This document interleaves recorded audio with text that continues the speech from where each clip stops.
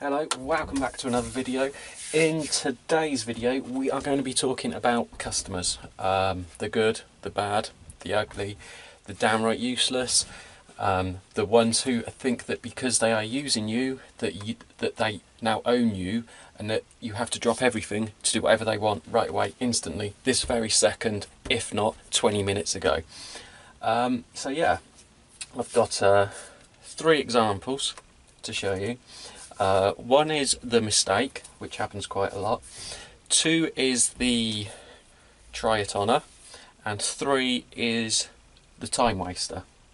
Now, we have got lots of customers who are absolutely 100% the salt of the earth. They are the top ones. They can ring us up and rather than saying, oh, I would like to place an order for blah blah blah, they straight away go, alright mate, how you doing?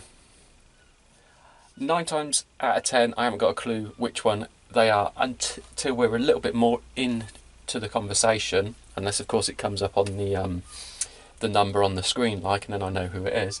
But yeah, that's how the majority of the customers work, and it's brilliant. But then you get the odd ones who are what we call the pita bread ones, P-I-T-A, pain in the arse. So yeah, I've got 3 examples I'm going to run through. And what I've done is, with 2 of them, I've got the actual emails that went in between us, so you can read what I put, what they put, how I handled it, and how they responded to it. So yeah, I'm going to move the cameras so you're up and above everything. So yeah, we'll crack on with it. Okay, so for the first one, we will do the mistake. Now, we do the custom sign, and the customer can have any words they want on there. 9 times out of 10 we just do like a copy and paste into the program, then we read it, then it gets placed on the sign, and then it goes out the door. However, we do glance over them, and if we can see areas which are glaringly obvious prior to the cut, we would normally ring up the customer and say, this is a glaring obviously area, or this is the wrong English, this isn't how you should really word this, would you be okay with a change, or are you quite happy for it to carry on as it is?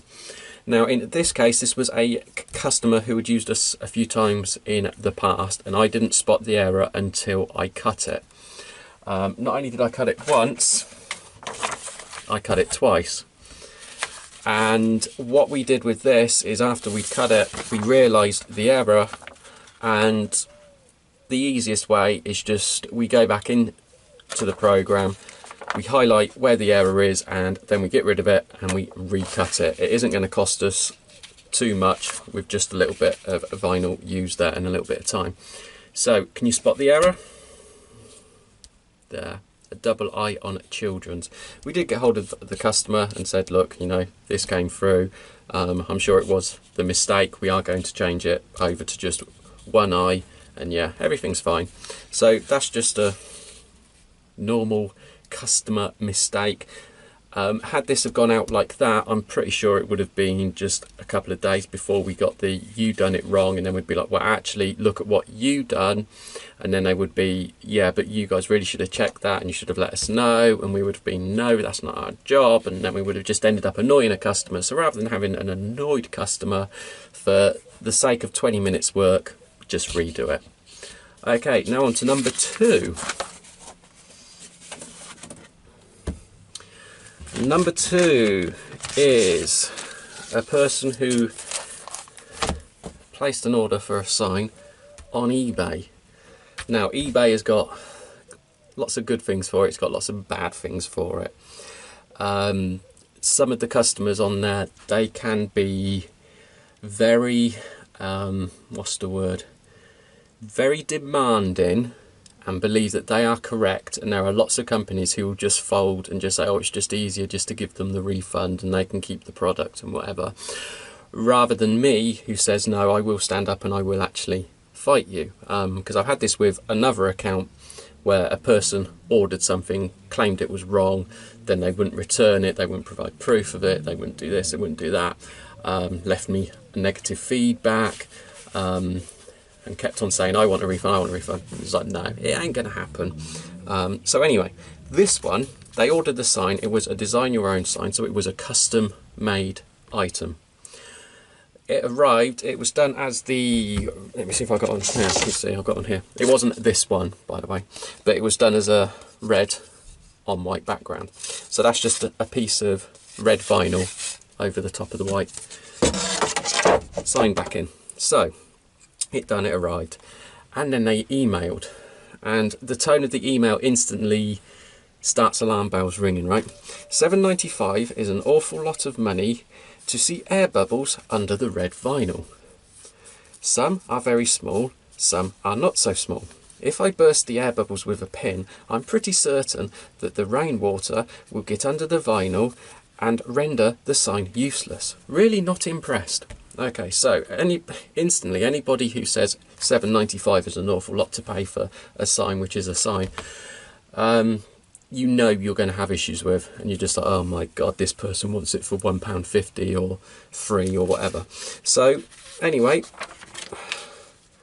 we answered it, and just down here is the thanks for the message, and I'm sorry to hear that the sign has arrived not to your satisfaction. Would it be possible to take some pictures of the air bubbles and send them over to us?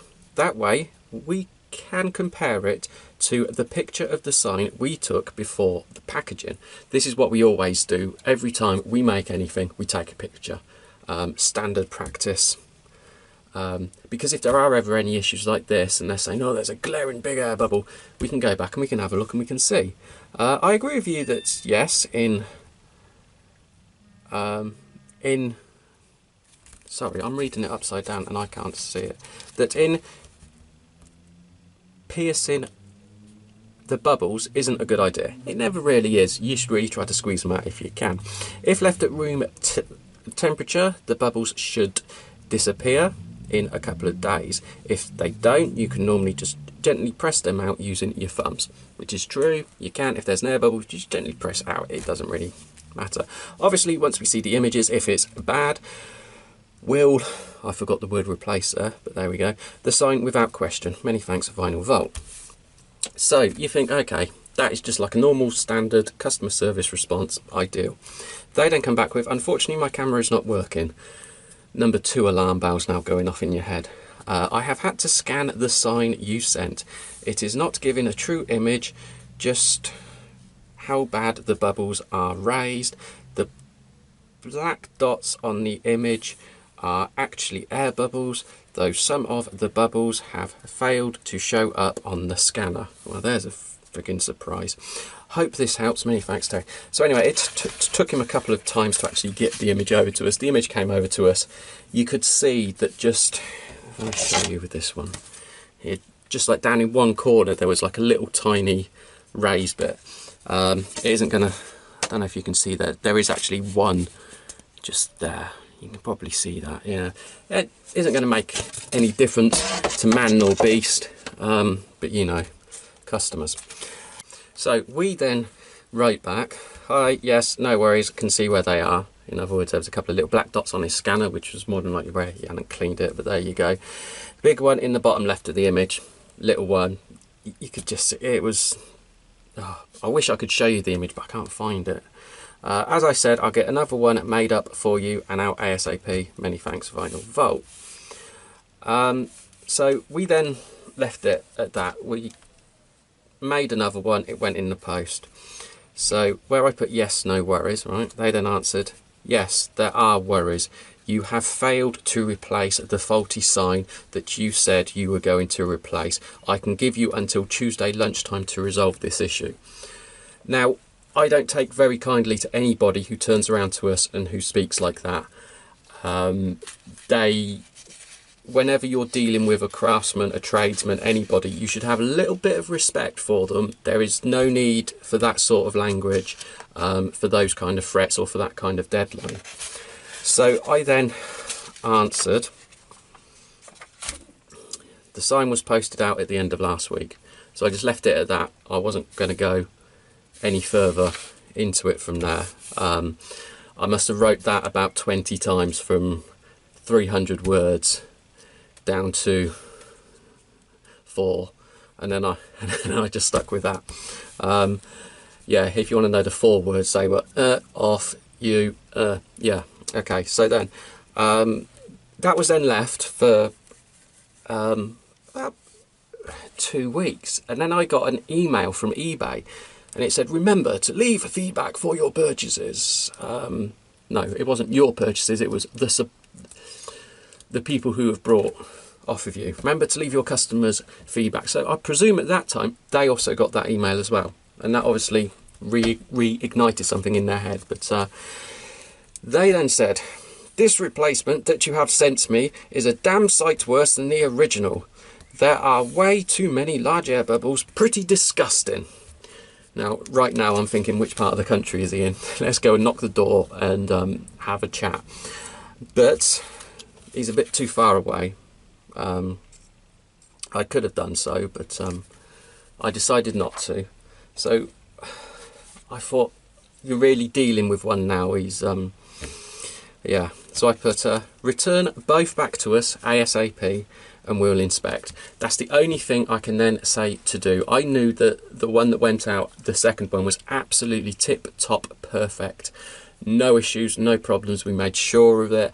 It was checked, it was inspected, it went through different people just to make sure that it was absolutely tip-top. So I put return both back.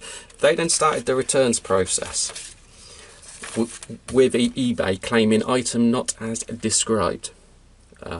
So I was like, yeah, whatever, it is exactly as it is, as it has been described there by far. So once that had been done, I put returns label has been issued. Once received back, we'll inspect. If they are, and I quoted him, damn sight worse and way too many large air bubbles and pretty disgusting, we will refund. If, however, they are not, as a custom item, we will return the item back to you. Many thanks.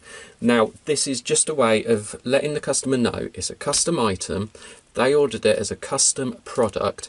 If the production of the product has led to it being substandard, that's fine. If it hasn't, well, they're out of luck. They're not getting anything out of us. So, yeah, I've done that. I didn't hear anything back, which is hardly surprising. They then went very, very quiet after doing their I'm going to mouth off and whatever things. They didn't come back to us. So I then had the return arrive. Look, you can see it there, Royal Mail tracked. Got to make sure I don't show off any addresses or anything as I flick through this. But actually, I'll tell you what I'm going to do. Right, just do that because it's still sealed, you see. So I just want to show you this, right? Terry, the package has just arrived. However, before I even open it, it is clearly evident that it contains only one sign. As I am sure you are aware, for anything further to happen, we require both signs back. I now ask that the second sign is sent back to us at your cost before we take matters further. The package is unopened and will remain so for the time being. Should we need to open it, we will do so on video as proof that you have failed to return both signs. Royal Mail have been kind enough to mark it for us as well. I await your prompt response. Now, have a guess what happened? Yeah, absolutely nothing. They didn't say a word, not a dicky bird. Nothing came back. This is the actual one that they returned. And if I show you, you can see just there that it contains one board. There is one board. If I compare it to another board, see, that's another board. Oh, crikey, let's get it on camera. So there you go. So you can see that it's got just the one board in there. So what they've done is they've asked for a second one, but then they've only returned one, which is wrong. That's in my book, that's classed as fraud and theft as well. So this was in the eBay's return process, and I just kind of left it at that. I left it to the last possible day.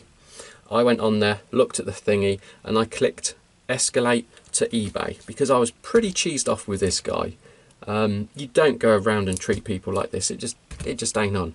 So I escalated it up to eBay. I explained everything in the form. I said you can see it all through this. You can see as soon as we challenged them, bosh, they just went quiet. They didn't do anything. So eBay then got back to us and said this case is closed. A case has been opened because the buyer has an issue with an item purchased from you. We reviewed the case and have decided to issue the buyer with a refund of £7.95 without any impact to you. So that's to me.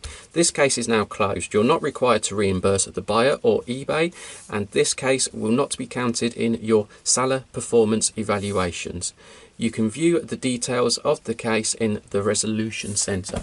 So what that is really saying is eBay have turned around and given them the refund, but there isn't going to be any impact on me. I've still got that money. The money for the refund has come out of eBay. I've clicked on every single report the buyer link I can to report the buyer to eBay. I have gone through the feedback they've left for other people, because you can do that, and I have seen there have been other occasions where they've left similar feedback because they left us a negative, and I was just like,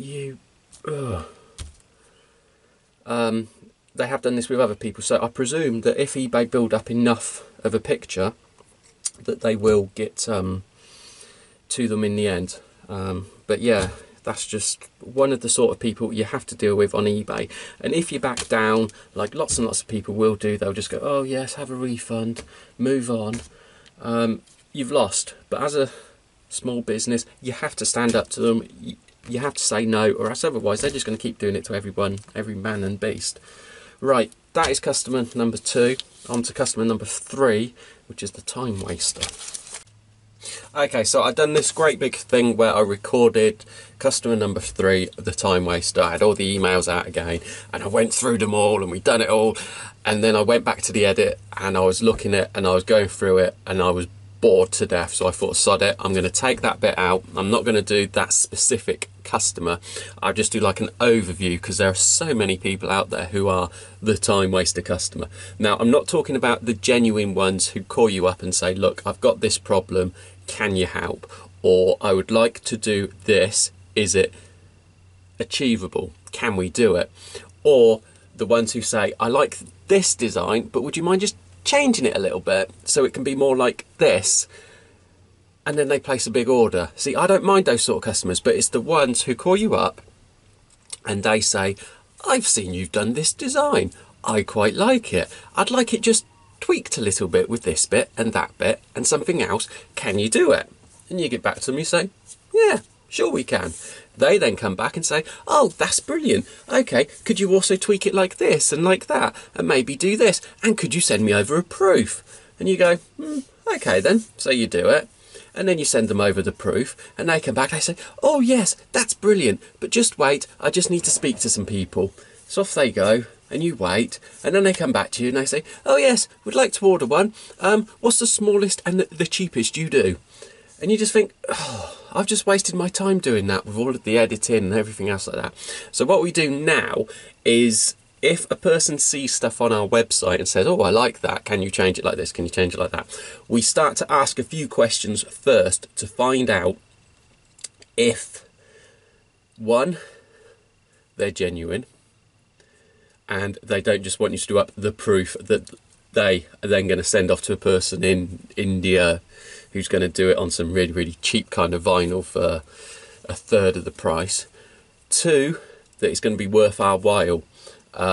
Finding out from the very, very start if a person's going to order 100 or 1, and if it's going to be a £3 order or a £3,000 order, makes a huge difference. So we go over that, and we get these people almost on a daily basis. Now, if you're one of our genuine customers, it's not you, don't worry. If we deal with you, it isn't you, don't worry.